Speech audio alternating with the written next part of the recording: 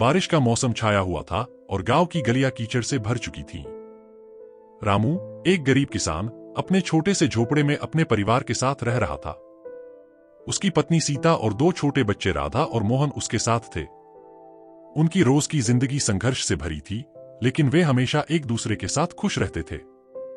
इस दिन गांव में एक नई ट्रेन आने वाली थी और रामू के दिल में एक सपना था कि वह अपनी झोपड़ी को एक ट्रेन जैसा बनाए, ताकि उसके परिवार को भी अच्छा महसूस हो सके।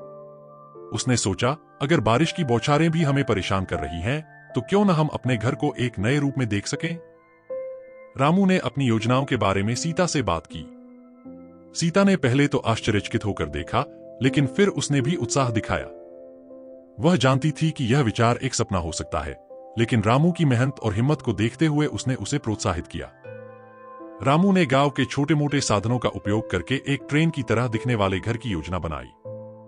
उसने पुराने लकड़ी के पलंग, बर्तन और अन्य सामानों को इकट्ठा किया और सोचने लगा कि कैसे वह उन्हें एक ट्रेन के डिब्बे की तरह सजा सकता है। रामू ने गांव के लोगों से मदद मांगी। कुछ लोग हंसे और कुछ ने उसे प्रोत्साहित किया। गांव के बुजुर्गों ने रामू को सलाह दी कि उसे पहले अच्छे से सोच लेना चाहिए और फिर ही आगे बढ़ना चाहिए। लेकिन रामू ने उनकी सलाह को अनसुना करते हुए अपने काम में जुट गया। सीता और बच्चे उसकी मदद कर रहे थे। सीता ने घर के आंगन में रंगीन झंडे लगाए और मोहन और राधा ने पुराने बर्तन और कपड़े इकट्ठा किए। रामू ने घर को ट्रेन की तरह सजाने का काम शुरू किया। कुछ दिनों की मेहनत के बाद रामू का सपना साकार होने लगा। घर अब एक छोटे ट्रेन के डिब्बे जैसा दिखने लगा था।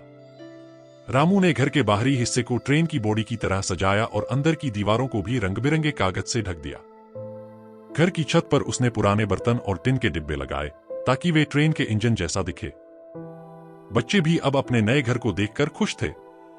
उन्होंने घर को देखकर अपने दोस्तों को भी दिखाया। एक दिन गांव में बारिश की बौछारें तेज हो गईं और रामू का घर जैसे एक अनोखे रूप में सामने आया। गांव के लोग भी अब रामू के घर को देखने के लिए जुट गए।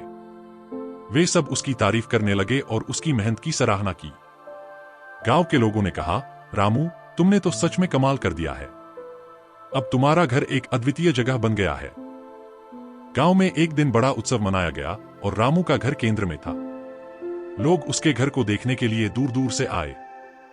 रामू ने अपने घर के अंदर की सभी तैयारियों को दिखाया, जिसमें ट्रेन के डिब्बे की तरह बने बिस्तर और खाने की व्यवस्था शामिल थी। सभी लोग बहुत खुश थे और उन्होंने रामू के काम की सराहना की। कुछ लोगों ने यहां तक कहा कि उन्होंने अपने घर को भी इस तरह सजाने का विचार किया है। रामू का घर अब गांव में एक विशेष स्थान बन चुका था। उसके द्वारा की गई मेहनत और लगन ने गांव के अन्य लोगों को भी प्रेरित किया। कई लोगों ने अपने घरों को सजाने और उन्हें अद्वितीय बनाने का प्रयास किया। रामू ने सोचा कि उसका सपना सच हो गया है और उसने महसूस किया कि उसे केवल एक ट्रेन का सपना था, लेकिन उसके घर ने उसे गांव में एक नई पहचान दिलाई है। बारिश का मौसम फिर आया और रामू का घर अब भी उसी अद्वितीय रूप में था। उसकी मेहनत और लगन ने उसके परिवार को खुशियां दी थीं और गांव को एक नई प्रेरणा दी थी। रामू और उसके परिवार ने मिलकर अपनी झोपड़ी को सजाने का काम पूरा कर लिया था और अब वे अपने घर में खुश थे। रामू ने सीता और बच्चों के साथ मिलकर एक नया सपना देखा कि वे अपने घर को और भी सुंदर बनाएं, ताकि हर कोई उसे देखकर प्रेरित हो सके।